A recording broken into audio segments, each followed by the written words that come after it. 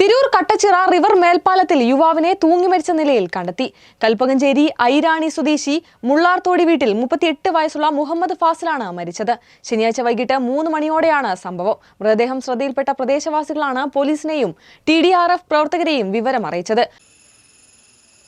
ശനിയാഴ്ച വൈകിട്ട് 3 മണിയോടെയാണ് കൽപ്പകഞ്ചേരി ഐരാണി സ്വദേശിയായ മുള്ളാർത്തോടി വീട്ടിൽ മുഹമ്മദ് ഫാസിൽ എന്ന 28-കാരനെ കട്ടച്ചിറ റിവർ പാലത്തിലെ ഫില്ലറിന് മുകളിലെ കോണിയിൽ കയറി തൂങ്ങി മരിച്ച നിലയിൽ കണ്ടെത്തിയത്.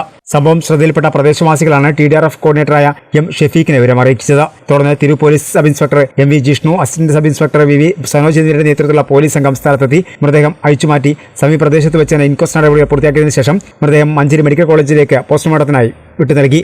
മരണപ്പെട്ട മുഹമ്മദ് ഫാസിൽ സഞ്ചരിച്ച ഇരുചക്ര വാഹനവും സമീപ പ്രദേശത്തു നിന്നും കണ്ടെടുത്തു. പ്രവാസിയായ മുഹമ്മദ് ഫാസിൽ 1 മാസം മുമ്പാണ് നാട്ടിലെത്തിയത്. 2 ആഴ്ച മുമ്പായിരുന്നു വിവാഹം. മൻസൂറാണ് പിതാവ്, സഫ്നയാണ് ഭാര്യ. സഫ്വാൻ ഏക സഹോദരനാണ്. മഞ്ചേരി മെഡിക്കൽ കോളേജ് ആശുപത്രിയിൽ പോസ്റ്റ്മോർട്ടത്തിന് ശേഷം മൃതദേഹം ബന്ധുക്കൾക്ക് വിട്ടു നൽകും.